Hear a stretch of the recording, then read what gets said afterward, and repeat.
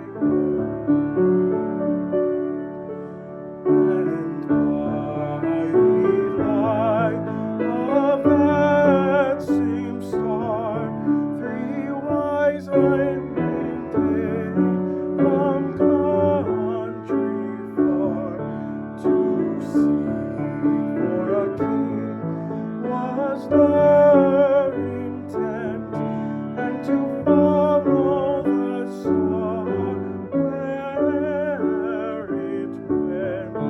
Oh well, oh well, is the King of Israel.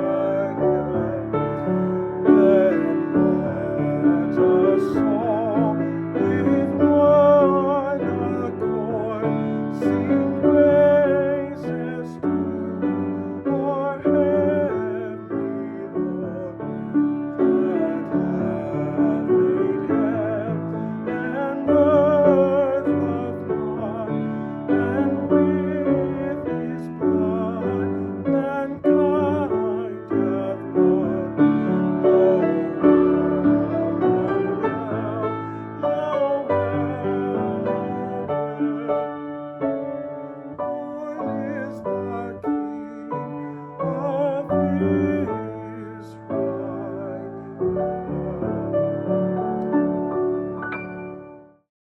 Merry Christmas! It's Pastor Jennifer. I am joining you from my parents' backyard in Kennett, Missouri. This is one of my favorite places in the whole world, right here, their backyard. Right now, it doesn't look very colorful, but in the spring and the summer, this is covered in flowers and potted plants. And it's one of my favorite places of solitude and sanctuary. I hope wherever you are today that you are finding some comfort and some peace in this Christmas season. I know for me, I'm still kind of hanging on to all of those warm, fuzzy feelings from Christmas Eve just a few days ago. It was so special to be in that room with you, to be kind of surrounded by the warmth of the candlelight and so many family and friends, just to be able to sing those same songs again, to come back to the same place we have so many years in a row and to hear that Christmas story. And I hope it was a special night for you. If you weren't with us in person, you can still join us online. You can always check out the Christmas Eve service on YouTube, just like you're doing today. But thank you all for being there. Thank you for joining me today. Pastor Chandler mentioned in his welcome that you can still give online.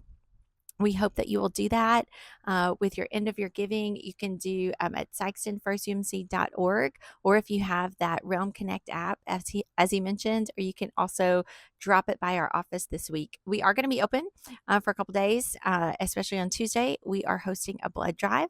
This is one way that we can love like Jesus for our neighbors. Blood is in critical need all throughout our area. And so if you are somebody who donates blood, this last time I donated, it was I completed 2 gallons. So that was 24 donations.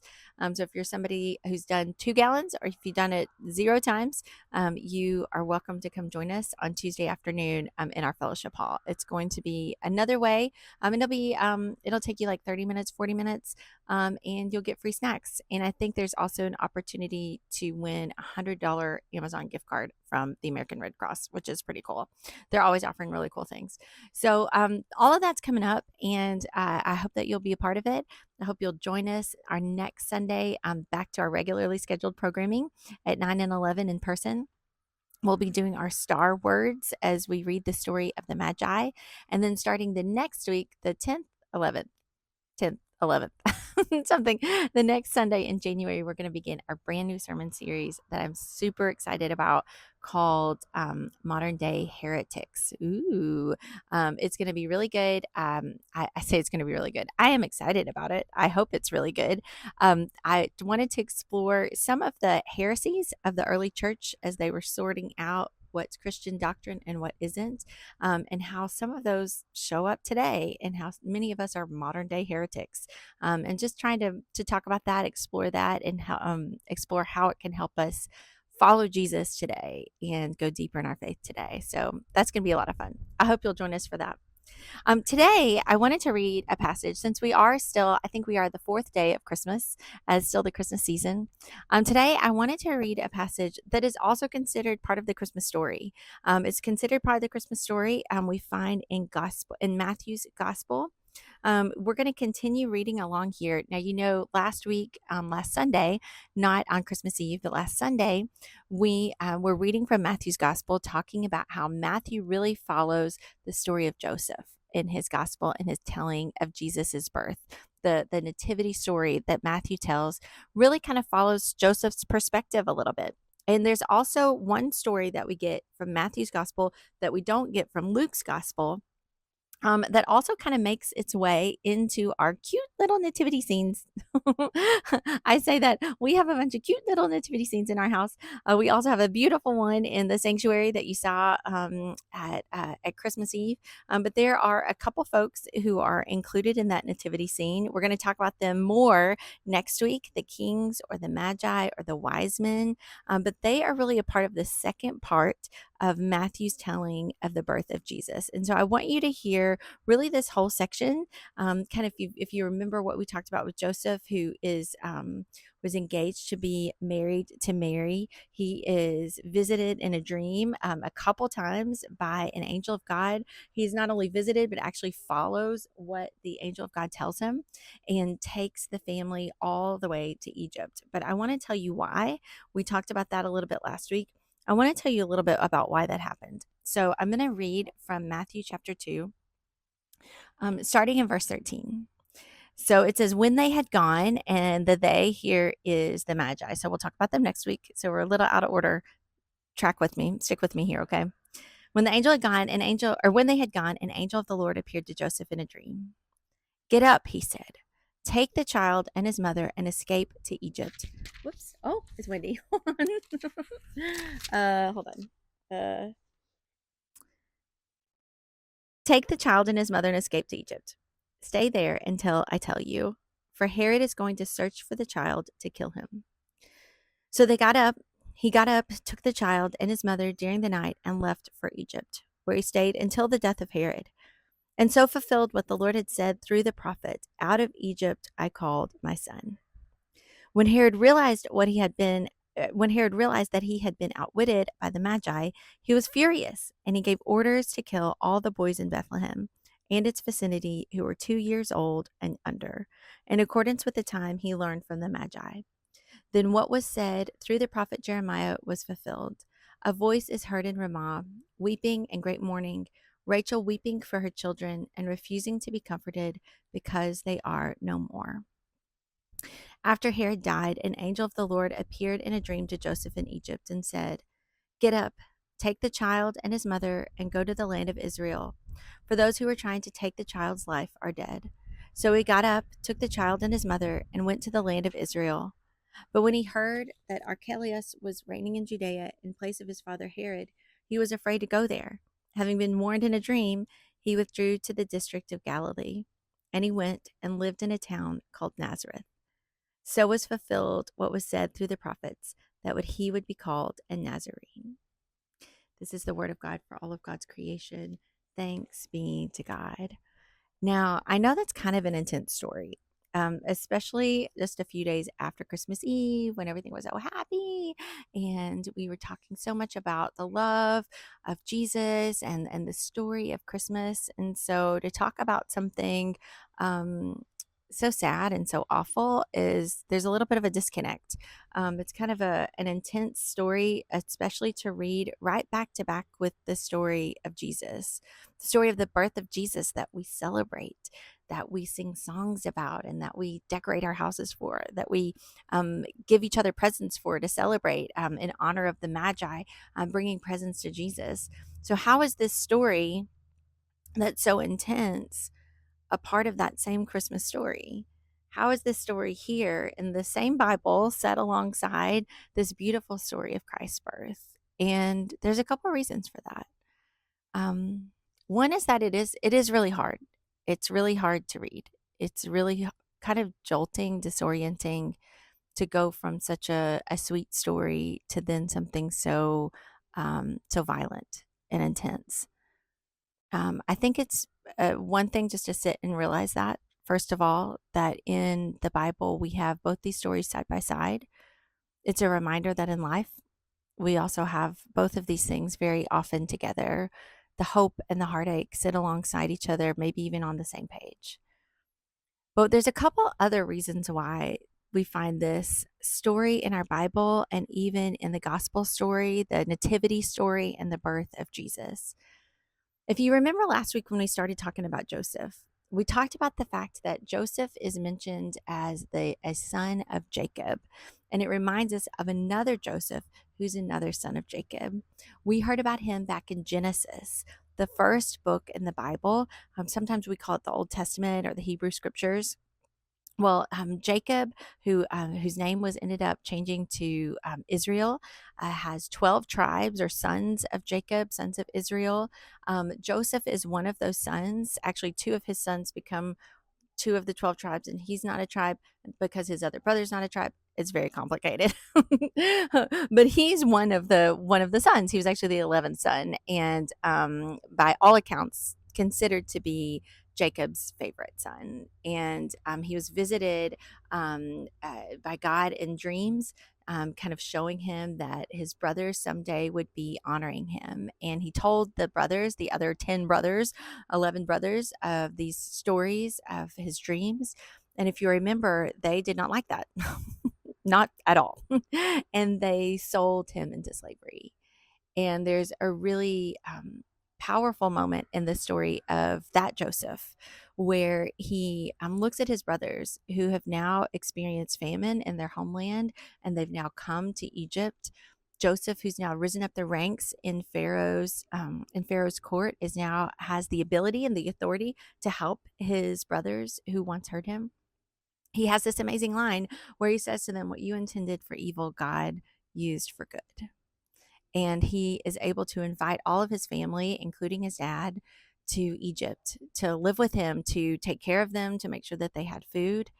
And what we find in that story, that the first Joseph, kind of a parallel in the second Joseph, if you remember that from last week, this other Joseph, who is an interpreter of dreams, someone who's visited by God in his dreams, somebody who listens to what God says to him through those dreams, and even takes his family all the way to Egypt to protect them.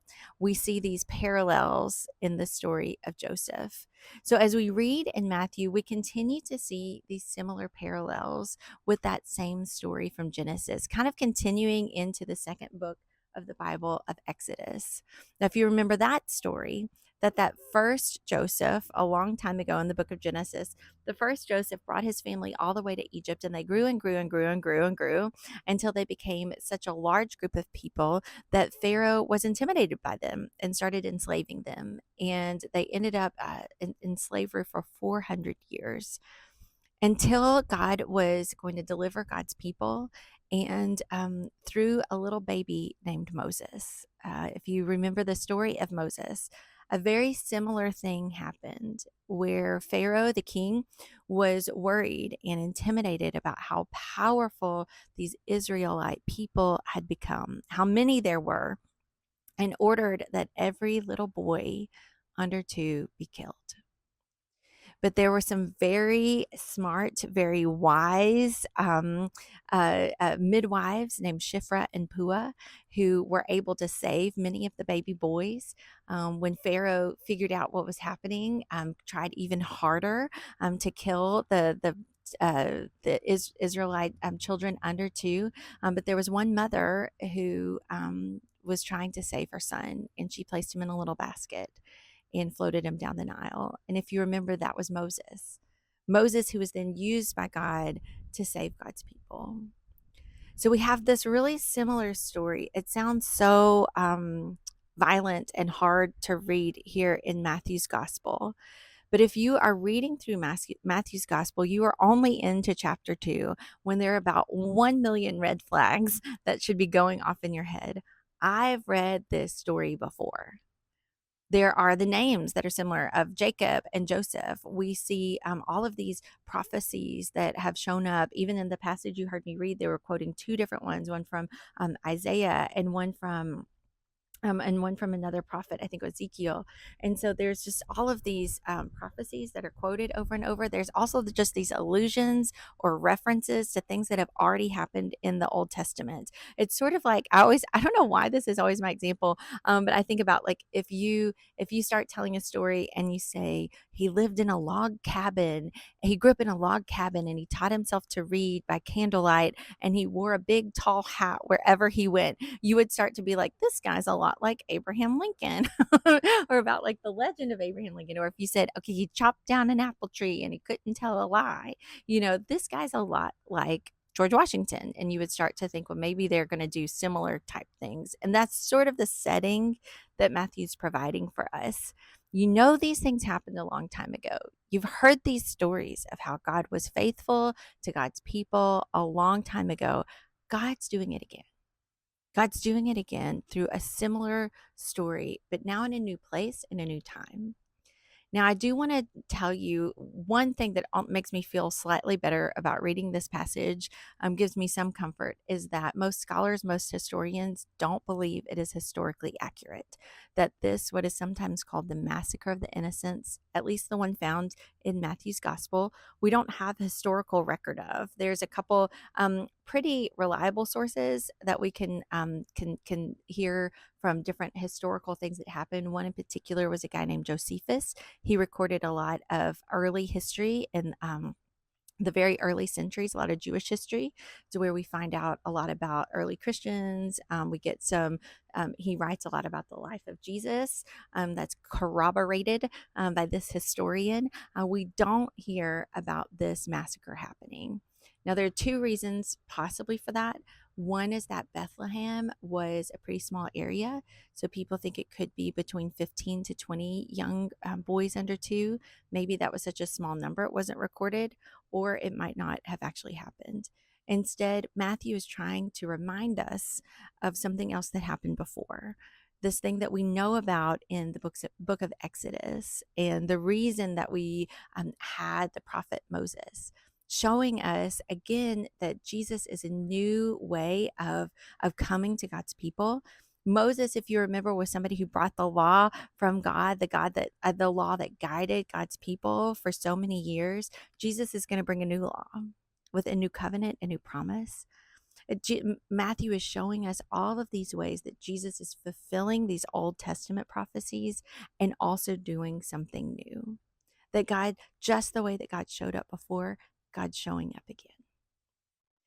It's almost like they're saying, we were reminding you of what God has done so that you can have faith in what God is doing, so that you can have faith in what God will do. And the story of Jesus, the story of Christmas, is what God is doing anew 2,000 years ago and also even today. Every time we read the story, we believe it's a living word, that the Bible is active and alive, and that this story, it continues on even today. That God is continuing to work even in our lives. Those of us who hear this story, this good news of great joy for all people, can be reminded of what God has done, to have faith and hope in what God will do. Now, I have to tell you, I told you I'm here in Kennett with my family, and I told my sister that I was going to be preaching on the massacre of the innocents, and she said, don't talk about that. We don't want to hear about bad things. We don't want to hear about bad things that have happened. Only tell people good things. Tell people good things and remind them that there's hope around the corner. And while I hear what she's saying, and I know that many of us want to ignore some of the hard things in the Bible, it's really hard to ignore the hard things in our lives. And I just want you to know that in the hard things in the Bible and the hard things in our lives, God continues to show up. That there is hope around the corner. There is still good news of great joy for all people, even right here in the Christmas story a long time ago and even today. Let's pray. God, this story is intense and kind of violent and hard to read, especially just days after the glow of the candlelight has surrounded us, and that love and peace of the Christmas story was filling our hearts.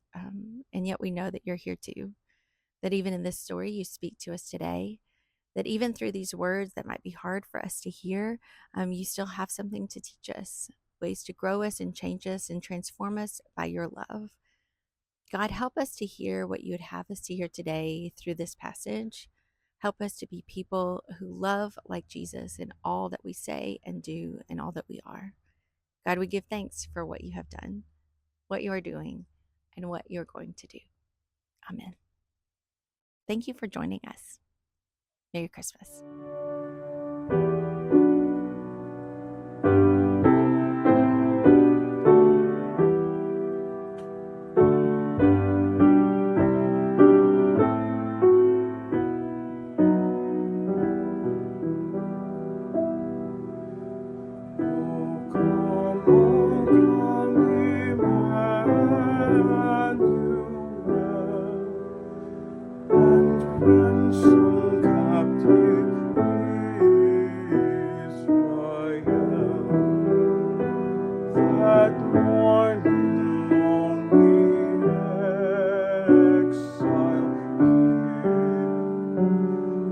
Until the Son of God appear. Rejoice, rejoice, Emmanuel shall come to you, O Israel. Rejoice, rejoice, Emmanuel shall come to you, O Israel.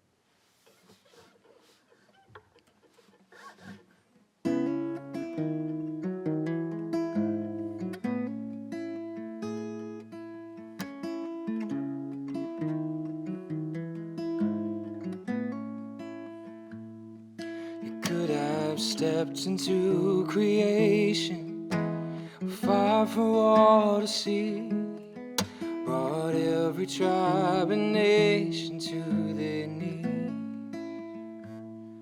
arriving with the host of heaven and royal robe and crown, the rulers of the earth all bowing down. But you chose meekness over majesty, wrapped your power in humanity. Glory be to you alone, King who reigns from a manger throne. My life, my praise, everything I owe to Jesus, the King on a manger throne.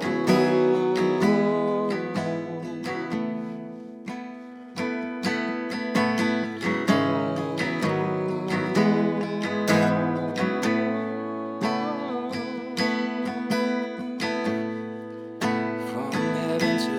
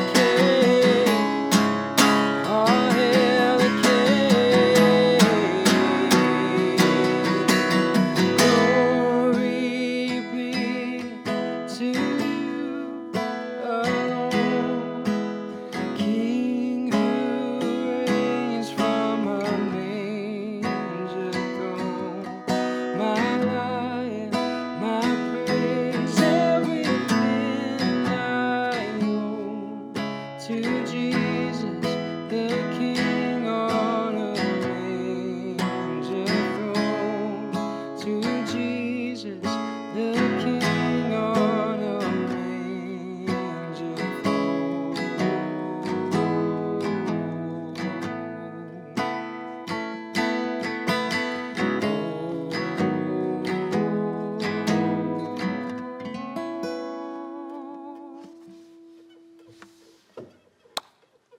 You may be seated.